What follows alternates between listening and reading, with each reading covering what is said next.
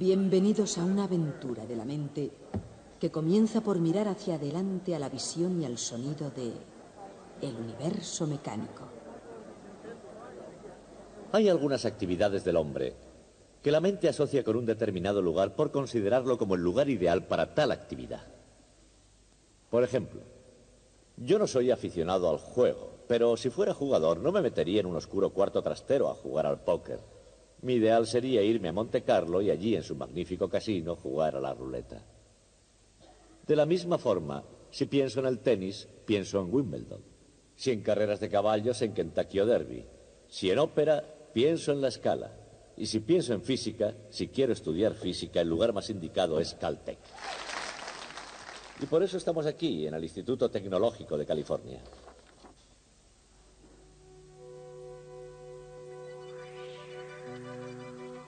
Hay una rama de la ciencia, llamada cosmología, que tiene que ver con el pasado, el presente y el futuro del universo, como un todo. ¿Cómo comenzó el universo? ¿Cómo evolucionó? ¿Cómo seguirá evolucionando? Y en la ciencia hay también otra rama, en el campo de la física para ser más exactos, que se llama mecánica. La mecánica se ocupa de algo que tal vez tenga poco que ver con la filosofía, pero no por eso es menos profunda. ¿Cómo empezó la mecánica? ¿Y hacia dónde va? ¿Cómo funciona?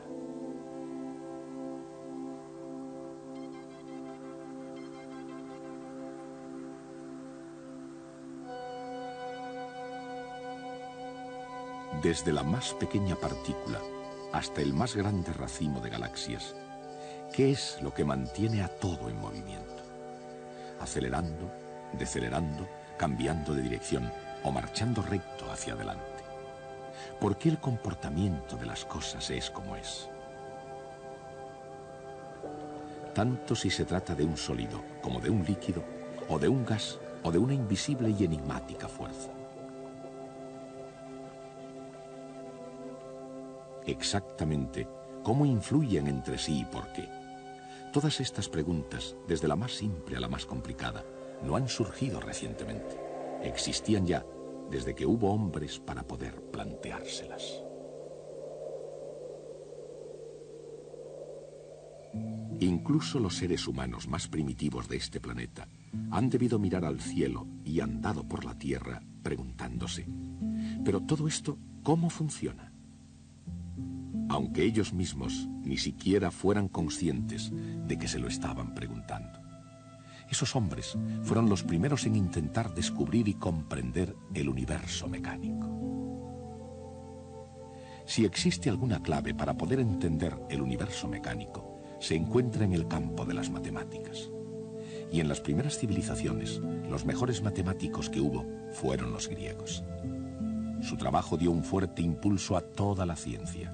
En el estudio del círculo, por ejemplo, trabajaron hasta quedar exhaustos. Y eso fue precisamente lo que dio lugar al número pi. A pesar, o mejor aún debido a tantos descubrimientos geniales, los griegos se quedaron retrasados. Una vez superada la Edad de Oro, concedieron menos importancia a las preguntas que a las respuestas. Así que el mundo, preguntándose demasiado poco, conjugó la mecánica de Aristóteles con las ideas de Platón. Y finalmente, la sabiduría tradicional acabó aceptando el sistema solar de Ptolomeo, según el cual los planetas giraban uniformemente alrededor de la Tierra exactamente en círculos. Eran respuestas en vez de preguntas que no se discutieron hasta el Renacimiento. La orientación intelectual de la civilización de Occidente acabó alineándose al inacabable argumento circular del ideal platónico.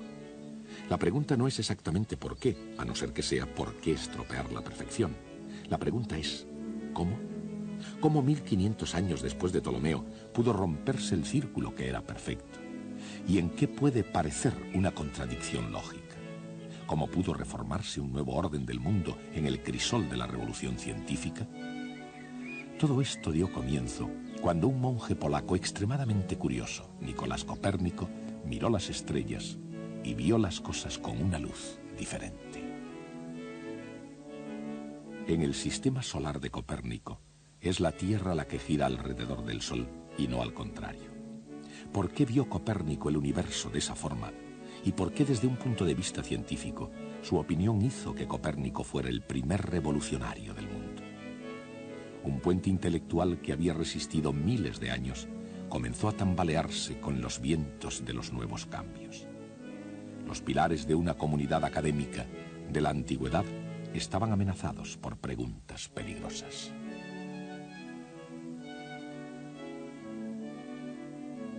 Y nadie mejor preparado para llenar aquel vacío intelectual que Galileo Galilei. Aunque el pensamiento aristotélico aún era regla para el mundo del Renacimiento italiano, Galileo Galilei fue la excepción a la regla. Pensaba como Copérnico y además tenía la fuerza de sus convicciones. En otras palabras, tenía la idea correcta, pero en un tiempo incorrecto. Sus comprobaciones y sus críticas se elevaron en defensa del status quo. Si la Tierra gira efectivamente, ¿por qué cuando cae una pelota desde una torre, la de Pisa, por ejemplo, cae rectilínea y no cae en la ciudad próxima? Las respuestas comenzaron a ser más arriesgadas que las preguntas. La Iglesia, que le consideró tanto una amenaza para Roma como una afrenta al sentido común, le aconsejó que dejara que las cosas siguieran como estaban. Pero Galileo, tanto en la teoría como en la práctica, explicaba sus hallazgos cuando ya todo estaba dicho y hecho, y demostraba así lo que parecía ser imposible. Bien, aquí tengo una pluma y un martillo. Los dejaré caer aquí mismo. Es de suponer que los dos golpeen en el suelo a la vez. ¿Qué les ha parecido? Por lo visto, el señor Galileo tenía razón. Los descubrimientos de Galileo han servido a lo largo de la historia como un admirable ejemplo de imaginación científica en el trabajo. Con la mente puesta en el intento de aclarar el universo en términos científicos, los experimentos de Galileo le condujeron a un descubrimiento llamado el principio de inercia. Con una extraña perspicacia científica previó con exactitud la trayectoria parabólica de los proyectiles, así como la caída de los cuerpos. Incluso ahora en nuestros días, si se piensa en ello, todas las cuestiones que se plantean después de esos experimentos son tan retadoras como las de hace 3 siglos. ¿Cómo pudo Galileo calcular la trayectoria de un proyectil? Y al hacerlo, ¿cómo pudo impulsar las matemáticas hacia el futuro? En aquellos tiempos en que para creer algo era necesario demostrarlo, ¿cómo pudo refutar lo que se percibía como obvio sobre la caída de los objetos? ¿Cómo podía llegar al suelo un martillo y una pluma al mismo tiempo?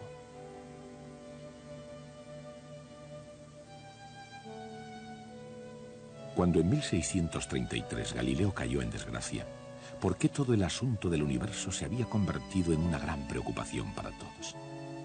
En la misma época, cada día era una preocupación para el asombrado matemático Johannes Kepler, un hombre en una constante huida de su propia vida.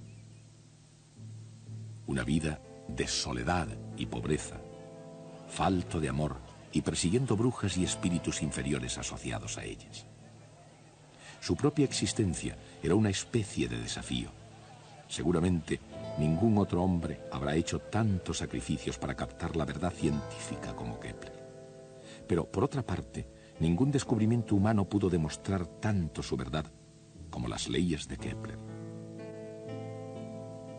Las leyes de las elipses, la ley de las áreas iguales y la tercera ley de Kepler, la ley del movimiento de los planetas, la ley de la armonía.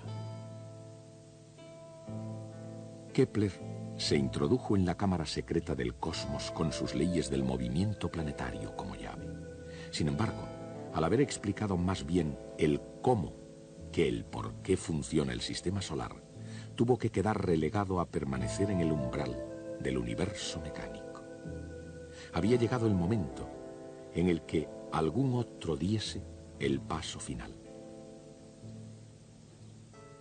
Isaac Newton siguió este mismo camino que llevaba directamente a considerar la Luna a causa de las decisivas preguntas de su hijo.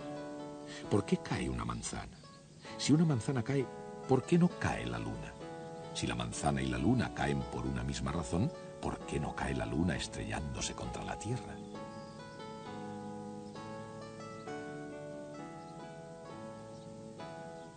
Ante estas preguntas, auténticas cuestiones para toda una vida, Newton se sentó con mucha calma y pieza por pieza fue destruyendo más que reparando toda la maquinaria del universo aristotélico de la antigüedad. Y entonces, con sus respuestas, igualmente asombrosas, creó algo para sustituirlo: el universo mecánico. Un universo mecánico, predictiblemente bien ordenado, que obedecía con precisión a las leyes matemáticas, y con las leyes del movimiento y la capacidad para poder asumir casi todos los retos de la física. Con su ley del movimiento, nada diferente al encuentro de David con el gigante Goliat, Isaac Newton aprovechó todas las posibilidades de la mecánica, armado de una aguda superioridad de fuerzas y un conocimiento muy preciso de las trayectorias. Y la ley de la gravitación universal. Newton llegó a ser un experto más que cualquier otro ser humano antes que él. Por ello atrajo gran atención y una considerable fanfarria. No obstante, para la ciencia las respuestas son solo una parte del pasado, mientras que el futuro pertenece a las cuestiones que vayan surgiendo.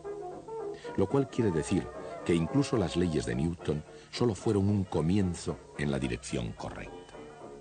Por ejemplo, en los tiempos actuales se puede dirigir un proyectil con precisión matemática. ¿Cómo se hace eso? Parte de la respuesta es un instrumento llamado giróscopo. ¿Y cómo funciona? Y en el conjunto del universo mecánico, ¿por qué una rueda de bicicleta incluso es una especie de giróscopo? El momento angular es la clave de la respuesta. Pero, ¿qué es el momento angular? ¿Por qué es de vital importancia en el universo? Desde el borde cortante de la más lejana galaxia a los remolinos de agua que vemos en la bañera familiar, el momento angular mueve todo en círculos.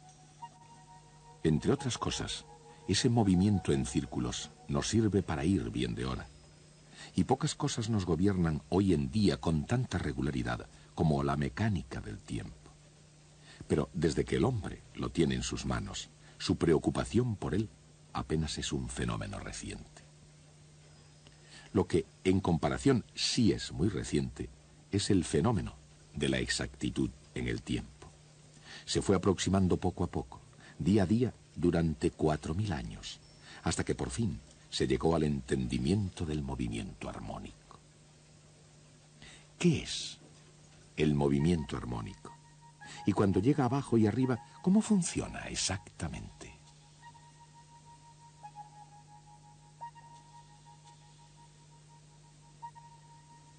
Y yendo al círculo completo del universo mecánico, ¿cómo se relaciona con el movimiento circular? La respuesta no es tan misteriosa como a simple vista pueda parecer, y no hay razón para acercarse a ella dando un rodeo. Sin embargo, a veces ayuda. Todo lo que hay que hacer es un pequeño cálculo diferencial. Mientras los cálculos de Newton se extendieron por todo el universo mecánico, el alcance de su generosidad fue mucho más estrecho. El barón Wilhelm Gottfried von Leibniz llenó el paisaje europeo de una gran confianza, y había buenas razones para ello. Como diplomático alemán y matemático, Leibniz tuvo tanto éxito que Voltaire le caracterizó como el compendio del optimismo.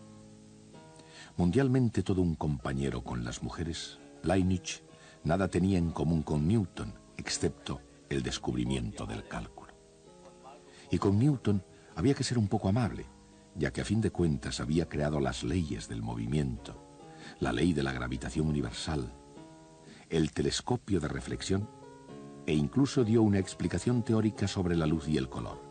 La lista de sus incomparables talentos era mucho más extensa aún.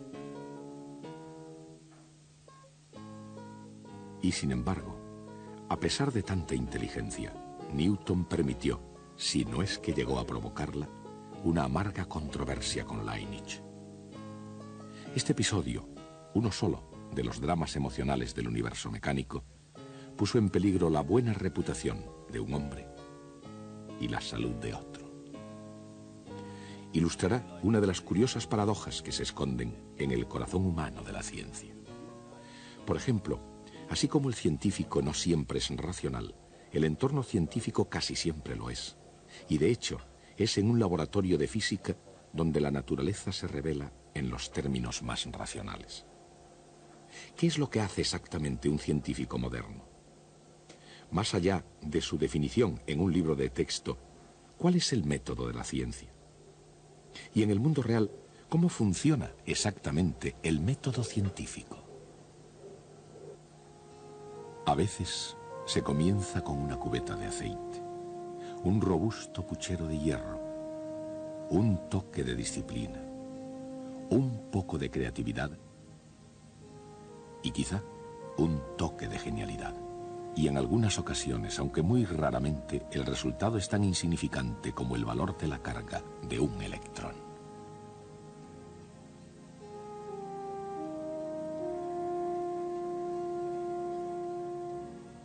¿Quién fue este físico y de qué medio se pudo servir para llegar a ser uno de los hombres más famosos de la historia de la ciencia? En el pasado, presente y futuro, los físicos están siempre fascinados por los misterios de la naturaleza. Por ejemplo, por la naturaleza misteriosa de la luz. Luz. Solo poder captar esa idea ha sido algo tan difícil como entender la casi incomprensible inmensidad del universo. La velocidad de la luz ha sido aún más difícil de entender. ¿Por qué tiene un valor específico? ¿Por qué se le llama constante fundamental? Y exactamente, ¿qué es una constante fundamental en la naturaleza?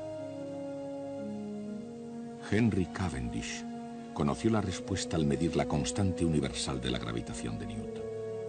Para medirla, Cavendish no solo pesó el extenso imperio británico, él pesó todo el planeta. ¿Cómo pudo hacer eso? Sin duda alguna, no fue jugando al billar.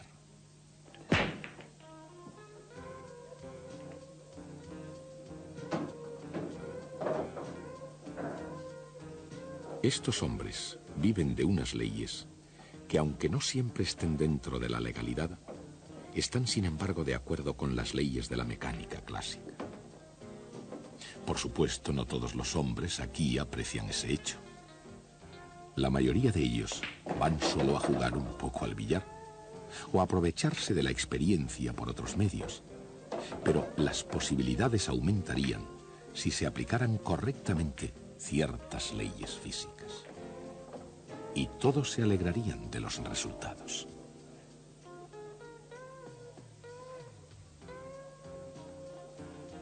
Los efectos dependen de la ley de conservación del momento, que al igual que el juego de billar, tuvo su origen en Francia. A principios del siglo XVII, René Descartes crecía en su amor por las matemáticas considerándolas una criatura de Dios. Como filósofo, buscó una explicación a todos los fenómenos en el mundo. En ese proceso, Descartes no solo concibió la conservación del momento, sino que además descubrió la geometría analítica, y con tal descubrimiento cambió para siempre el campo de la matemática. ¿Y cómo pueden los grandes investigadores científicos acercarse a un terreno desconocido?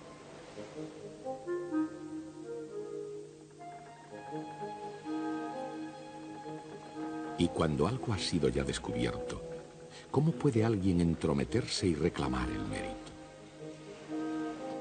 En el campo de la ciencia, desde la electricidad a la mecánica, muchas veces se ha dado el mérito no al primero que hizo un gran descubrimiento, sino al último.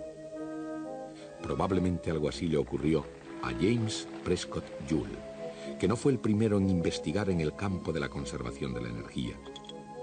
Pudo muy bien haber sido el noveno científico que llegó a la ley de la conservación de la energía.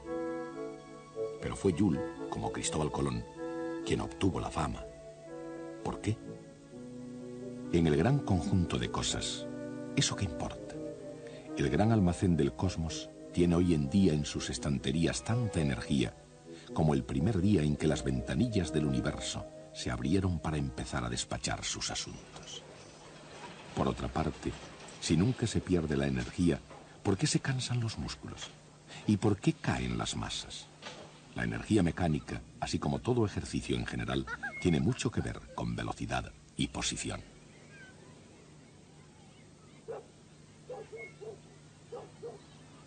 Para una perspectiva diferente de cambio en las posiciones, fíjense en el cambio de rumbo del buque. Un desafío, si es que ha habido alguno, para el universo mecánico. La electrónica sofisticada, los espléndidos dispositivos de seguimiento, personal sin comparación posible. Estos son los recursos de un guardacostas de los Estados Unidos. Y entre bastidores hay dos análisis vectoriales. En una situación de peligro o en una clase, ¿cómo puede la matemática vectorial sacarnos de la dificultad?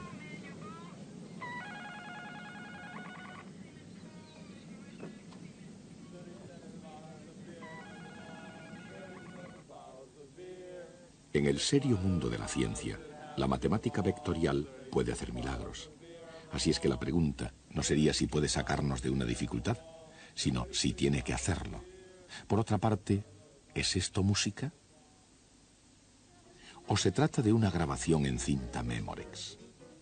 Un anuncio comercial ilustra tanto una reproducción excelente como un fenómeno físico de resonancia. ¿Pero qué es la resonancia? ¿Y cómo son sus muchas formas oídas por todo el universo mecánico? ¿Cómo puede una simple voz humana, aunque sea tan potente como la de Ella Fitzgerald, producir tan demoledores efectos?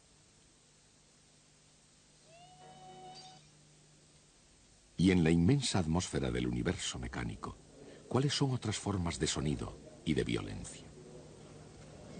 Estos tres hombres emprendieron un viaje que superó al de cualquier explorador de la Tierra desde que se iniciaron los primeros pasos hacia lo desconocido. Pero su destino había sido previamente determinado por ingenieros, científicos, técnicos, visionarios, investigadores y pilotos de prueba.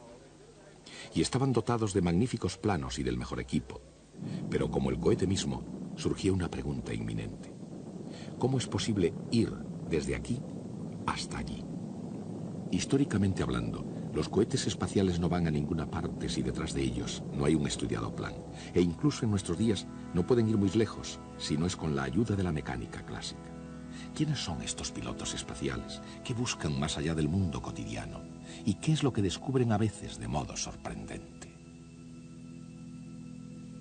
Desde Johannes Kepler en adelante, los mecánicos celestes pudieron calcular los movimientos del sistema solar.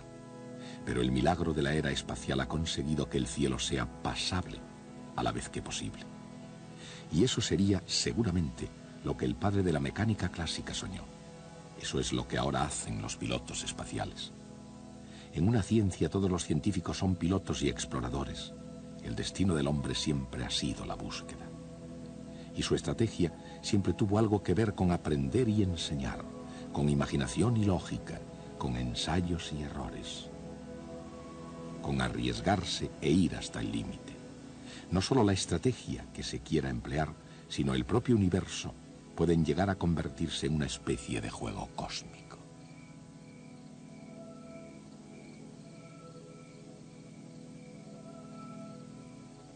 A lo largo de los años ha habido una larga lista de grandes jugadores. Algunos de ellos jugando según las reglas y otros por libre, pero todos ellos compartiendo una necesidad común. Ellos tenían que jugar en serio. Se ha jugado durante mucho tiempo y en cierto sentido, este juego nunca acabará. En mi opinión, nuestra asignatura, la mecánica clásica, forma parte del más importante descubrimiento en la historia de la humanidad. Antes, la visión que nosotros teníamos del universo era la misma que habíamos heredado de los antiguos griegos, especialmente de Platón y Aristóteles. Las esferas de cristal de los cielos eran inmutables, serenas, eternas y perfectas. Y solo aquí abajo, en este mundo inferior, había confusión, decadencia, desorden y muerte. Era una visión destinada a ponernos en nuestro sitio. La Tierra era el centro del universo Y nosotros fácilmente pudimos imaginarnos que éramos el objetivo de la creación. Pero llegaron Copérnico, y Kepler, y Galileo, y Newton. Y entonces nos encontramos con que estábamos viviendo en una mota de polvo en un rincón perdido del universo. Ni por lo más remoto hubieran pensado Platón y Aristóteles, ni tan siquiera en sueños, en hacernos una cosa así. La vida hoy no es muy diferente a lo que era hace 2000 años. En lo esencial, la condición humana no ha cambiado considerablemente, pero sí cambió algo de modo definitivo. Hemos descubierto nuestro lugar en el universo. Por eso este descubrimiento es tan importante. Ahora nuestra tarea consiste en conocer qué se descubrió exactamente, cómo se llegó a ello y quién lo hizo. Comenzaremos por uno de los más importantes